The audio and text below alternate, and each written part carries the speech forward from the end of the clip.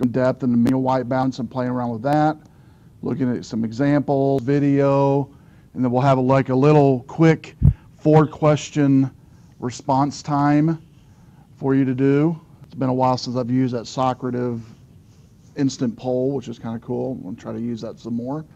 The one that gives you guys kind of real feedback on how everybody answered questions, so we'll do that. And then week 7 and week 8, 2 more weeks left before spring break. Yay! Anybody else? Week 7, which is kind of next week, this is a really cool week. I like this week. Be thinking of old photos you have around the house or relatives or family that are like tore up or in bad shape that need restored. Here's an example of what I did when I was taking my master's degree in graphics. My grandma and grandpa had been married for 57 years, and they had just, I think my grandma had just passed away. It was my last year master's, and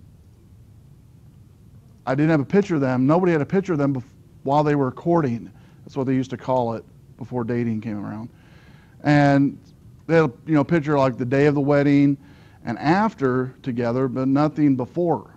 And the reason for that was my grandfather worked for, was an engineer, and so traveled a lot with trains all over the nation. And so they weren't together a lot. They were together before they got married, but not enough to take pictures anywhere.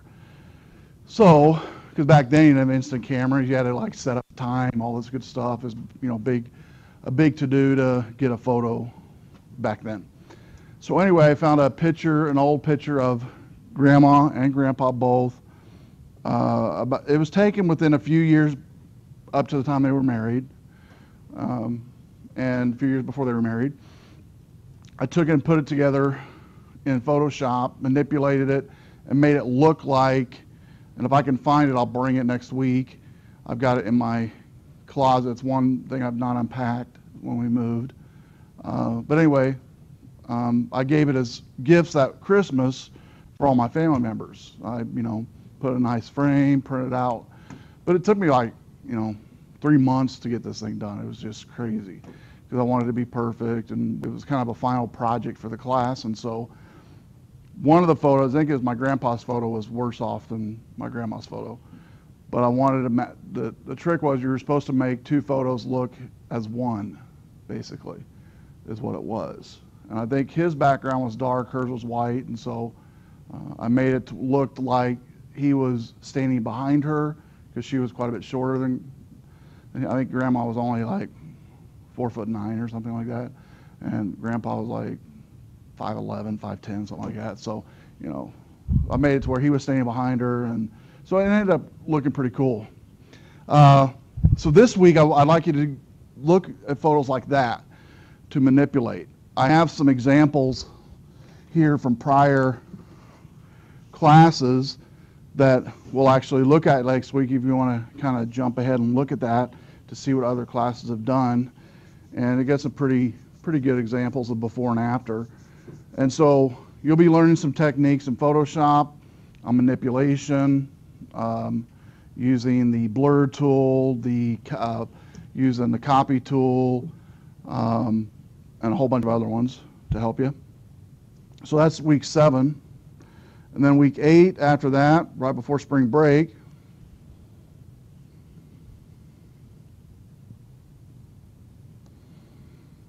we'll be doing a panoramic. This one's a cool one too. This one's basically where you get your you will need a tripod for this one, or a steady structure to set your camera on.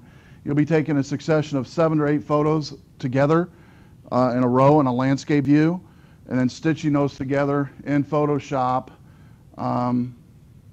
that week. And we'll actually be printing them out the week following, week 9, when we come back after break, on 13 by 9 paper, and you'll be mounting those on a blackboard that we'll get at Michael's. And that's real nice. And during this time, you not only learn how to do panoramic, but you also learn how to mount your own photos which saves you a lot of money than doing it, you know, going out and buying a fancy frame. I'll show you how to do it using mats that you can buy fairly inexpensive at Michael's, all the way from like, you know, 8x10 or even 4x6, all the way up to poster size mats. And you can post your, you know, and mail it to you, especially poster size. But I'll bring in my Epson printer on week 9 to print these out. In fact, I'll probably have all week to print them out. I've been doing is between weeks 8 and week 9, printing like 4 or 5 of your guys' panoramics. So week 9, you'll come in and basically you'll have an X-Acto knife. You'll have to do some measuring, cutting the printout, and then gluing it with. I use 3M spray glue to glue the paper, photo paper, to the mat board, and so you'll be doing that on week 8. And week 8's actually the landscape lab, but then week 9, when you come back from spring break, is where you'll be mounting. That's a pretty cool lab. Students get a lot out of that because there are a lot of ideas that can come from that. Also, after spring break, at week 9, soon after spring break, one of the weeks coming up after that, we'll be doing the portrait lab pretty quick. But also after spring break, there will be some, I've already gotten a few calls already of maybe some opportunities for you to begin taking photos in an internship type of position. Some of those jobs are going to be, well, most of them here in Rockford. Some will actually be in-campus type stuff, on-campus type of photo opportunities for like newspaper, websites, stuff like that. And so be thinking of that. I'll be asking you guys after break who's interested. It won't be a grade thing. It'll be if you want to thing, and you know, be a good resume filler for you as well.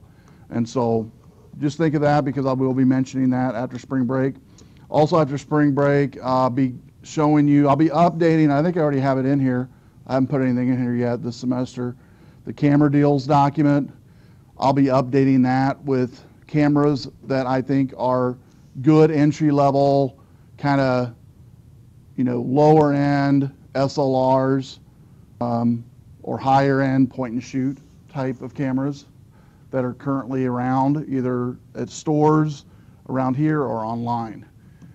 Camera Craft is one that I recommend. Camera Craft on Perryville. I don't know if you guys know where that's at. It's, you know, where, I'm trying to think, McDonald's is on, or trying to think, pick it back. Meg's Daily Grind. Yeah, Meg's Daily Grind over there in Perryville, that little shopping center over there. They have a new, Camera Craft is a new, fairly new photo store that's been in there for about a year now. We got some pretty good deals all the time. So if you wanted to go in there and look around now, that I would definitely recommend them. They're much more reasonable than any other place here in town to buy cameras. And they've been really good to students, and so definitely recommend that. They usually have pretty good deals on that. So let's go ahead and get started on week 6.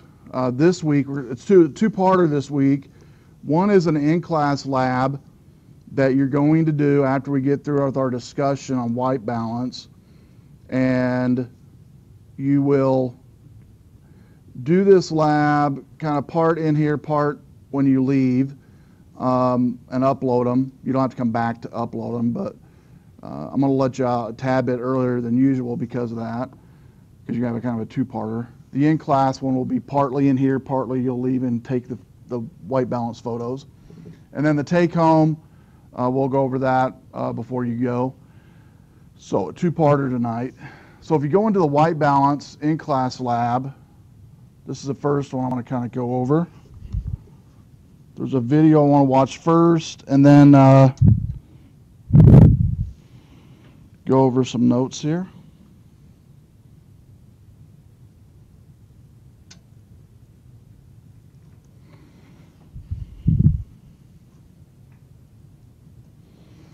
Hopefully it won't be too loud. We'll find out.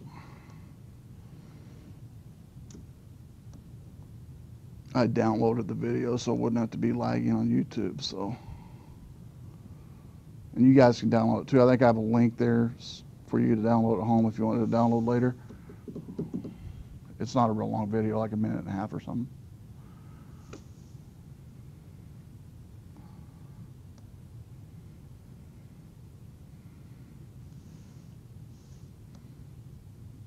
I just installed QuickTime.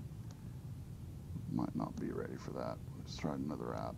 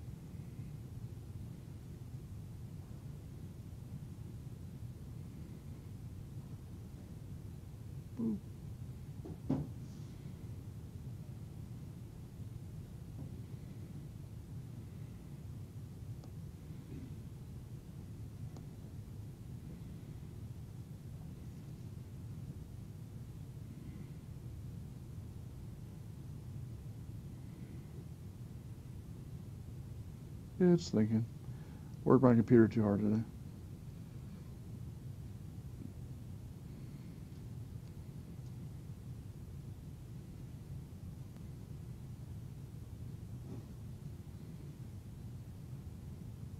So is anybody going anywhere for spring break or staying around here? Keen? Well, at least you get a break from here, right?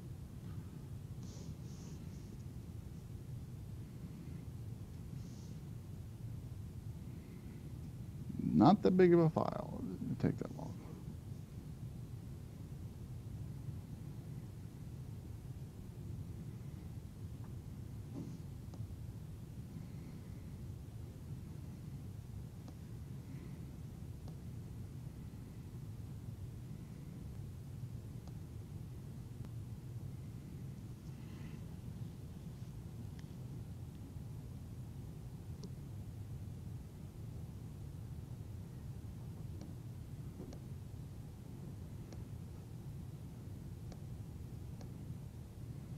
Well, maybe I will do it online.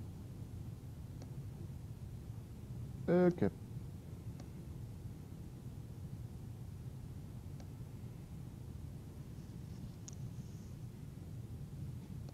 I'm going to install it though. Just let it load first.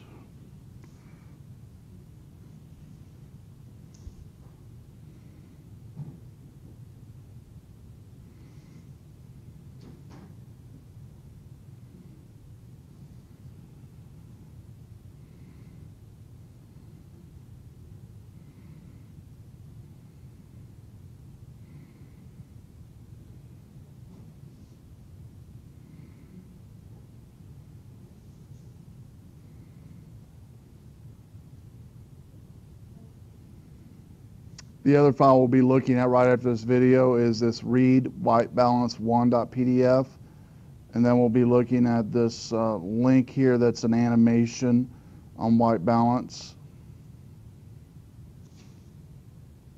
If you want to look at those, bring those up, we'll be looking at those in just a second. If you ever have to use YouTube like I am here online, what I'm waiting for is this little line here to go all the way to the right before I start playing it. Because what it's doing is loading the entire video first. Otherwise, sometimes it's choppy. All right. Hello, welcome once again to Photography Mindset. Today's topic is custom white balance. Now, as you move from room to room and under different lighting conditions, our phone is adapting naturally and set the white balance appropriately. But for a digital camera, Let's try it that way. the process is a little bit different. Now, most digital cameras have an automatic white balance setting, and this does a pretty good job. But unfortunately, it's only approximate. Now, if you're serious about getting proper colors, proper skin tone, and make the proper color workflow, you're going to want something white balance. What you're going to do is a spectral neutral white balance. Now, if you're shooting in RAW, the process is very simple. under the right lighting conditions, and in post-processing, you can just select a portion of it and then sync that across all of the images. Now, if you're shooting in JPEG or video, it's quite crucial that you set the white balance in camera. Now, to do that, each camera system will be slightly different, but it'll likely involve taking a picture of a gray card like this, and then under the menu system, once you've filled the frame with this card, in the menu system, select the image of this card as your reference point, and then click OK or agree to set the custom white balance for that image. Now, the second step will likely be changing the white balance from automatic down to the custom setting, and the icon typically looks like this. I just want to reiterate, if you're serious about a good color workflow, it's very crucial that you set the white balance manually and not rely upon the approximate white balance that's achieved by the automatic white balance setting of your camera. All right, so next one. Okay, so we talked about white balance and the card. We will be talking about the card, but I call it the poor man's card tonight. You can buy these cards, by the way, he mentioned, at Camera-Craft. They're about $10 or $15, the gray card. But I'll talk about other ways you can do it besides with the gray card, with manual balance. Okay, so white balance, we went over a little bit already this semester, and the reason for that is white balance is probably one of those areas within photography that most camera owners have a hard time grasping what it's about. But it is probably one of the most important parts of taking a photo is understanding white balance, because it does have a great impact on the quality of your shots that you take. So, you guys haven't been avoiding white balance like it says here. I know you've been using it. But basically, a simplistic definition is actually pretty good here, is the reason we adjust white balance is to get the colors in your images as accurate as possible. I'd add something more to that, is the reason that colors are able to come out correctly on white balance is because you're getting a true white essence of the photo as a reference point, okay? Without a true white essence reference as a reference point in your photo, it's very difficult or near impossible to get a true color, the true colors of that photo. And we've all done it before. We've all taken pictures of photos before, and we've looked at it and it was like, the color in this is nothing like the color it looked like when I took the photo. Had that happen before? The color looks totally different, all right? Now, why do we need to get the colors right? You might have noticed it says here when examining shots after taking them, they can come out orangish, bluish, yellowish. Despite the fact of how it looks with the naked eye, it looks quite normal. When the camera looks at it, it comes quite different than what your eye looks like. It gives some reasons for that. Light source we've talked about. The word temperature when it comes to light source is a big one. Like fluorescent lighting adds a bluish cast to the photos. Tungsten, old style incandescent bulbs add a yellowish tint. That way, I don't know if you guys remember Polaroids. You guys remember instant Polaroids? Your family ever have those? Most Polaroids that you see that are old that you look at are yellowish in nature. And that's because everybody had the tungsten, the old bulbs, right, that we use in our lamps at home, whether it be on the nightstand or whether it be in the living room and the ceiling. We didn't have fluorescence back then. It was all tungsten. And so most of your Polaroids had a yellowish tint. And in the iPhone, I've got an app that actually, and a lot of you have the same type of things for your phones, have a camera app that you put different filters on them. One of them is a Polaroid filter, and the Polaroid filter has a yellowish tint to it.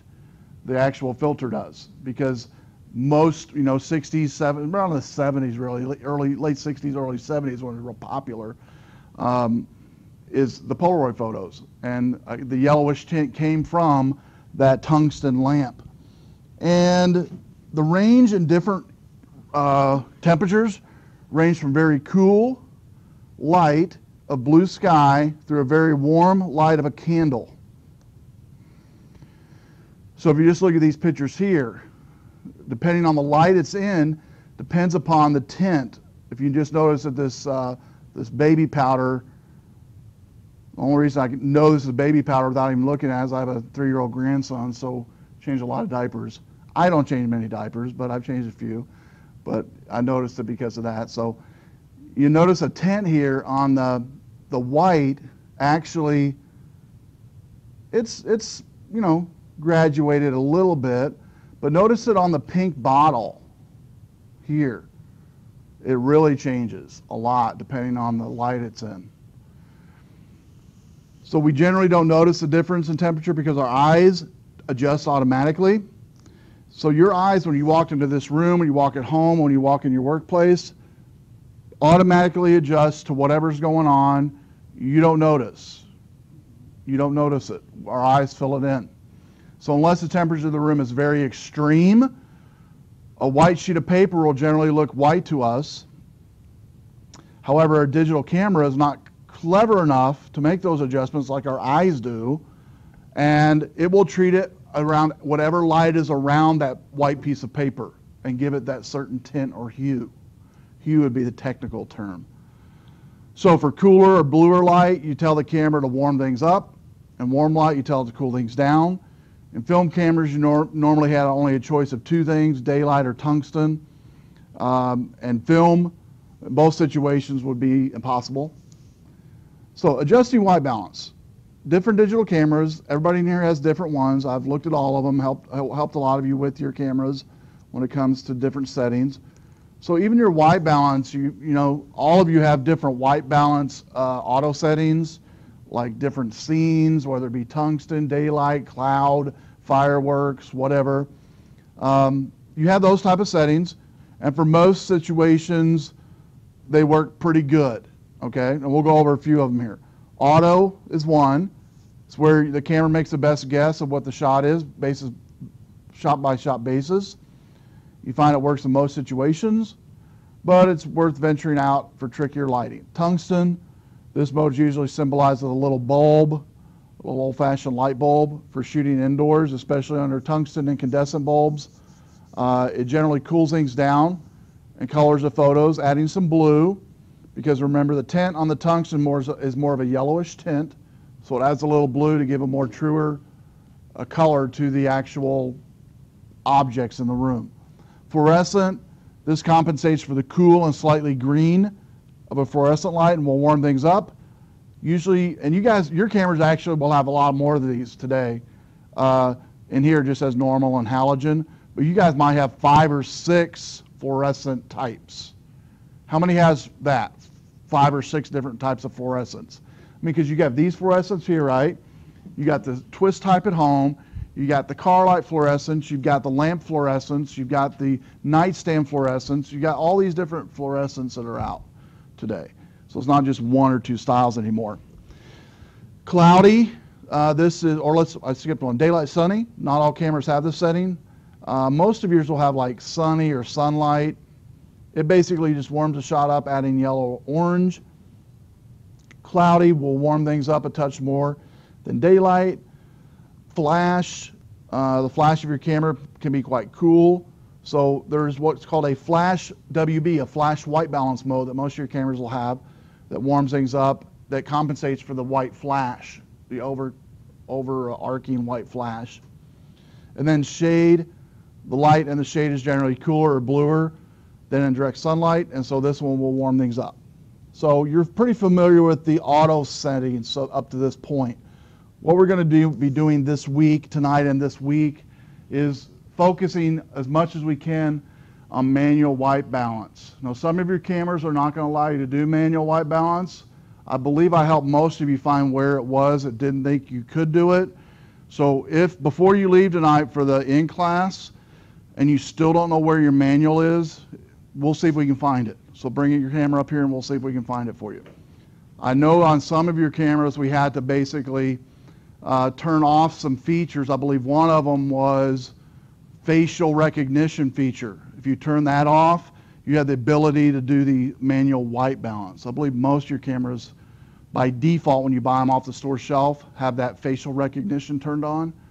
And the point and shoots, if you have that turned on, you only have the ability to do the auto white balance type settings, not the manual. These auto ones right here is the only ones you have the ability to do.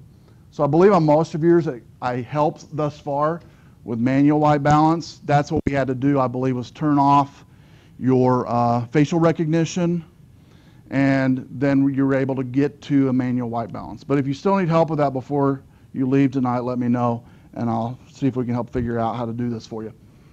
So manual white balance. You saw in the video the guy had the little card he held up and you took a picture of it. He also mentioned some of your cameras will have for manual white balance to take a picture of a picture. It'll actually have a picture as a source for the white balance. And that's a really good way to do it. In fact, I helped somebody last week do that. You basically take a white piece of paper, and you can take one when you leave tonight from the printers here, just any white piece of paper, and you basically take the paper and you fold it in 4 times to where you can keep it in your camera bag. So it's pretty simple. You just take the piece of paper, you fold it once, fold it twice,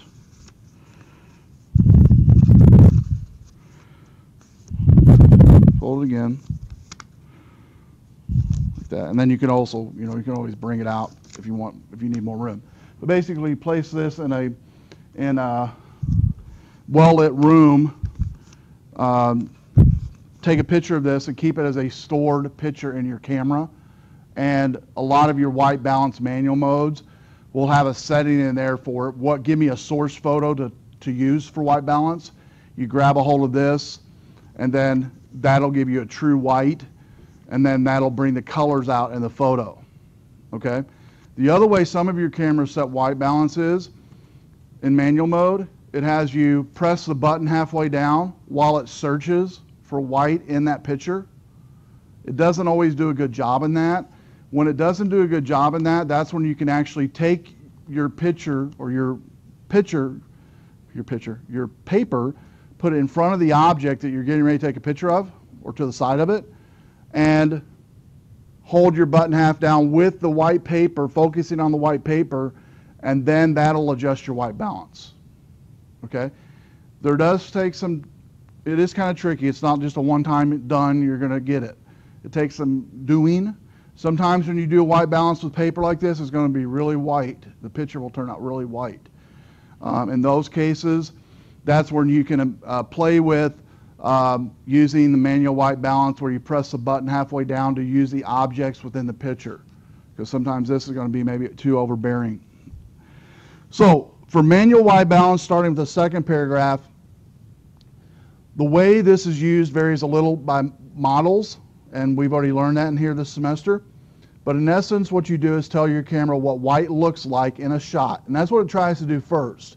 So the picture of books here, it tries to see the white manual white balance in your manual mode. Press the button halfway down. It'll look for the white in this picture. It'll look for the white in this picture.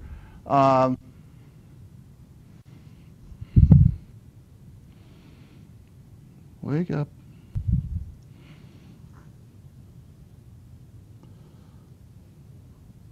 So look for the white in this picture. So maybe like right in here, this white here, the white letterings in the book, it'll look for.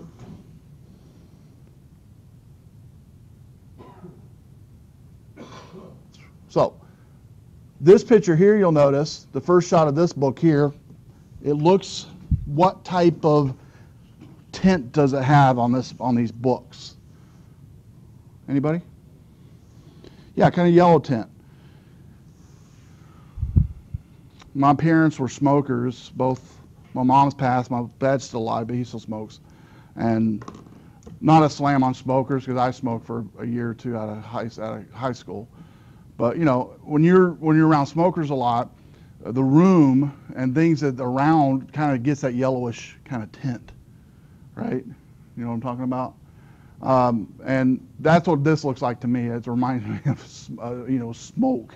Basically, the color of smoke when I see that, cigarette smoke. So here's the yellowish tint. This is the first shot, auto white balance, which a lot of us have used. It says here it was 3 standard light bulbs are around it.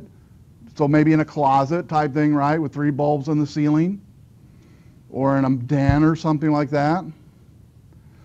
So after taking this picture, holding up a piece of paper like this to the camera to adjust the white, then taking the shot, this is what it looked like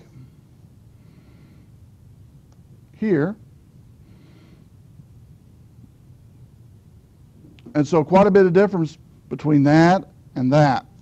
As more true white colors, more true white bringing out the actual colors. So here's the actual white part in the photo that the camera more than likely needed, but it didn't know what to grab because there's so many different colors in here besides white. That's where the picture or the white paper comes into play. Okay? The manual adjustment says here is not difficult to do once you've done it the first time. The first time's kind of tricky. And so what we'll do actually tonight before I let you go with your take home for the in-class, I want to make sure you know how to do your manual white balance. I'm going to pass out a piece of paper and we'll kind of practice in the classroom here to make sure you know how to do it. So here's some more creative ways though to use white balance. I've talked a little bit about this, but this is pretty cool too. There's many times as a photographer you don't want accurate colors in your photograph. A warm-up filter when we use film on a sunset resulted in a real cool kind of warm tone.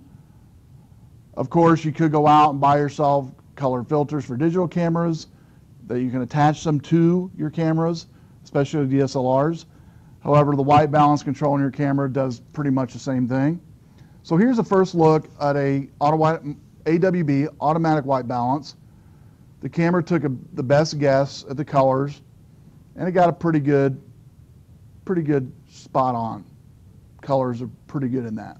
The greens of the leaves, the color of the petals here are pretty good. The following shot was taken exactly the same settings as the first, except the white balance was changed so that the color temperature was bumped up to 2800 Kelvin. Basically what that's going to do is take it to maybe a setting of like say fluorescent setting on your camera. Set it into a fluorescent white balance. The last shot, same setting, warmed it up a little bit. Maybe this one maybe was for in the shade, kind of a shade type of white balance would do this and warm it up as well. So the first shot is probably best if you're photographing on a sunset on a beach at the end of a hot summer's day. The warm tones, the last shot might add some mood to the image. On the other hand, if you're shooting on a cold, misty winter's day out on the countryside like today, it could enhance the cooler tones on the second shot, meaning this one right here. Kind of give some cooler tones to maybe a kind of a dreary kind of shot. So manipulating for artistic effect, the ability to control white balance, even changing from one shot to the next is the greatest advantage of digital over film. With film, you could shoot negatives and then let some machine or lab technician do color corrections manually is how you had to do it, or at a considerable cost you would have to do it for. If you use slide film, you could, once you loaded the roll, you were stuck with that film's color, balance until you finished it and loaded the very next roll. So it's hard not to find advice online. It's hard to find advice online to understand various white balance settings on most digital cameras. Most of these are pretty self-explanatory when you start playing with them. So on this one right here, basically you want your whites to be white and then all your colors will come out when you have a true white balance. So let's look at this one right here. We've got a picture of a person putting their hand over sand, and it's actually taken on purpose, deliberately, the wrong white balance to bring an artistic effect, to make their skin tone darker, number one, and that's what it's for basically, to make their skin look like it has some kind of a bronze effect.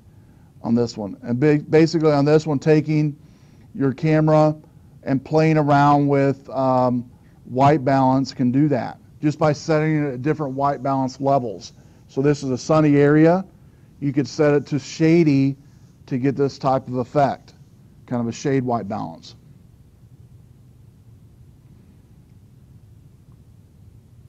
So here we have icy scene. Says here, when photographing an icy scene, perhaps you should try setting your white balance to a warmer or daylight or shade setting. A normal or standard exposure will usually make the snow and ice look blue anyway. So using these settings, meaning a daylight or shade, will whiten the snow a little bit and reduce the blue cast. On the other hand, perhaps you want blue. Maybe that's the effect you want, the artistic effect, making it look even colder. So a tungsten setting for outside in cold weather, like we've been having, would make it even look colder and bluer. This tells the camera the light is slightly orange, so it'll introduce a more blue to offset it using a tungsten setting. And all of your cameras have a tungsten white balance for the most part. And the result is it simply looks cold out when you do that. And so it adds a little bit more frigidity to the image. So for even finer control, it pays to develop a bit of understanding in Kelvin. Most of your cameras, your point and shoots definitely don't go into Kelvin, but some of your SLRs might go into Kelvin. That basically just gives you what's called degrees of the picture. The higher degree, the warmer, the cooler the degree, the lower the degree, the cooler the temperature. And so tricking the camera by claiming that the light is warmer or cooler than it actually is allows you to do very fine tuning and adjusting. Now most of your cameras won't do this, but some of them will. And you can play with this. I don't ever require it in this class. It's more of an advanced level. But most of your SLRs will actually allow you to shoot in RAW form. It'll actually have a format called RAW.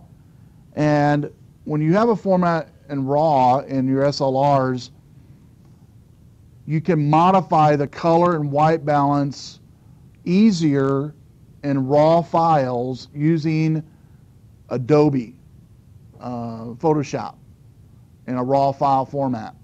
You have Adobe Lightbox, Adobe Photoshop, more so than using a JPEG, okay? But most of your cameras, and the way I have you do it this semester, is using JPEG only. But that's just kind of a side note. You might have seen the RAW settings. Some of you have the DSLRs. The benefit of RAW is you can definitely do a better job of manipulating and photoing post-production with a RAW file. Now those RAW files are quite a bit larger than a JPEG file, okay? For instance, a maximum JPEG file on most of your cameras on a higher end is anywhere from 6 megs to 10 megs for a maximum. A RAW could be anywhere from 10 megs to 30 megs for one file. And so quite a bit difference on size, but manipulation of it post-production and like Photoshop is much easier to do in RAW. Okay, so that's a white balance handout. Now I wanted to look at the second link here, this photocourse.com. This is actually an illustration from your book that we're going to look at.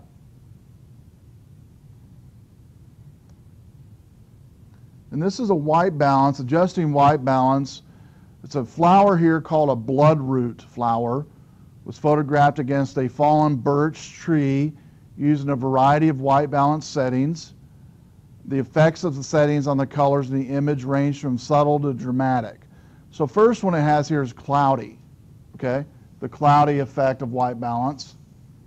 Then tungsten, auto, flash, fluorescent, daylight, and shade. So you can see from auto to say fluorescent, quite a bit of tint difference, kind of a more bluish tint to that. Auto to, let's say, tungsten. Not much different, in fact a little bit more bluer actually than the fluorescent as far as how it is on this one anyway. cloudy, a little yellowish, daylight,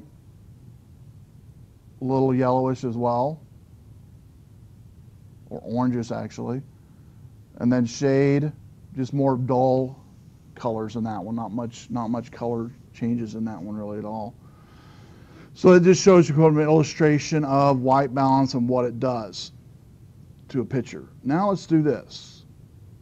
Here's where we're going to get your cameras out. I'm going to turn the light on in just a second, but before I do, let's go over what the in-class is. I'm going to give you time to do. I'm going to let you go a little early, like I said, earlier than usual to do this.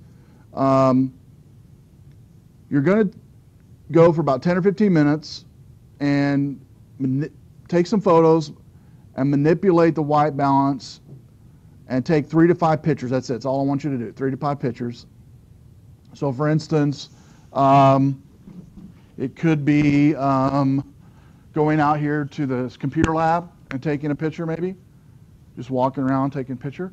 Going out, there's a conference going on tonight on the other side of the building, taking maybe a picture in there of the group setting, and then maybe go out in the parking lot and taking a picture there using your white balance. Okay, now because it's kind of dark outside right now, you will have to use your flash with this. Your flash and white balance looks totally different than flash or white balance without flash, but it's kind of cool to see that. And so you can maybe do one outside. So we'll say if you just do those 3 photos tonight before you leave, computer lab, the conference going on over there, the job fair, and then maybe outside. And maybe if when you get home even, if you wanted to not do one outside and wait till you guys get home tonight to take a picture as soon as you get home, you're done with the in-class.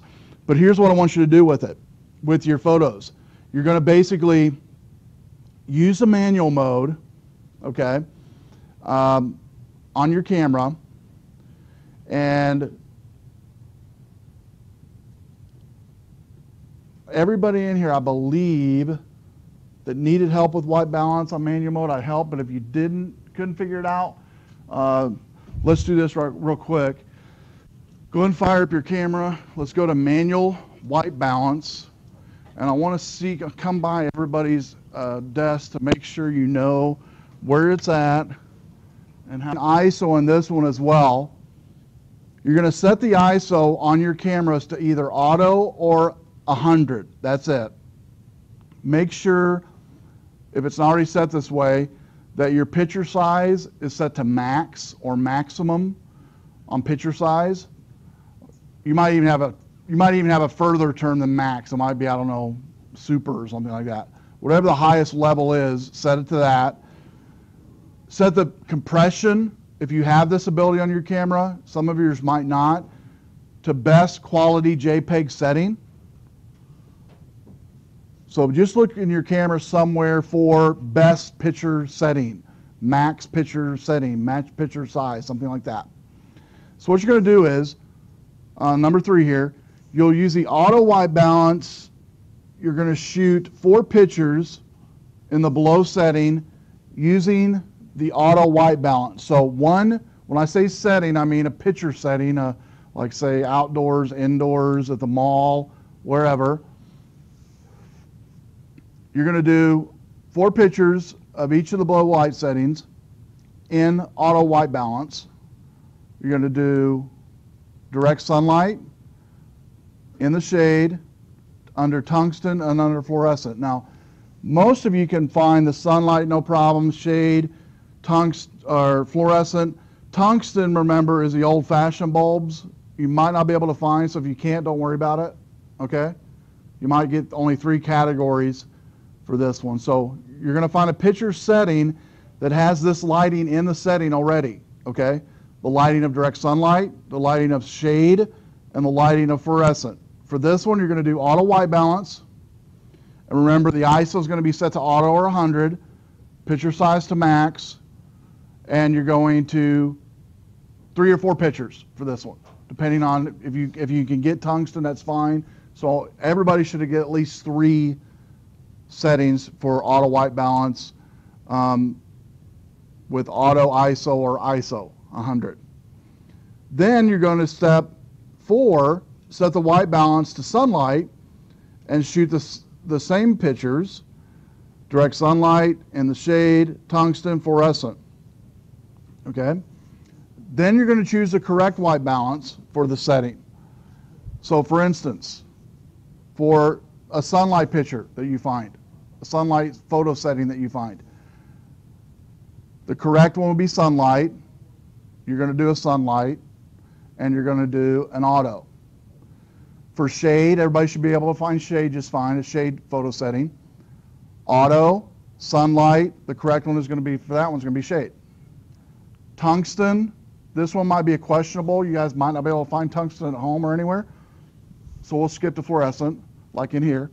Auto, sunlight, and fluorescent. That's going to be the correct setting. Okay? So again, this is what you should end up with. Let's say we'll just forget this column. Just most of you aren't going to be able to find them, maybe. So you're going to have 1, 2, 3, 4, 5, 6, 7, 8, 9 pictures. Everybody will have that minimum, 9 pictures. All right, and then you're going to basically name them as here. So your auto ones, auto 1, 2, 3, 4, or auto 1, 2, 3. If you don't have 4, sunny, sunny 1, 2, 3, correct, correct 1, 2, 3. So 3, 3, and 3. That's 9. The challenge, and this has to do piggyback with what you guys are doing for the in-class. And some of your cameras don't have this, so again, this is just a challenge if your camera can do this. Set the manual white balance for the above photo settings and use the white paper scenario like I talked about, and do the same settings above, but use a manual white balance, manual 1, manual 2, manual 3. Okay? So, recap real quick. Pretty simple. ISO, auto, or 100, right? Then you're going to basically do, I'll just skip down to this chart here, it's going to be easier. You're going to do a photo setting, find a photo setting of sunlight, shade, and fluorescent. 3 photo settings.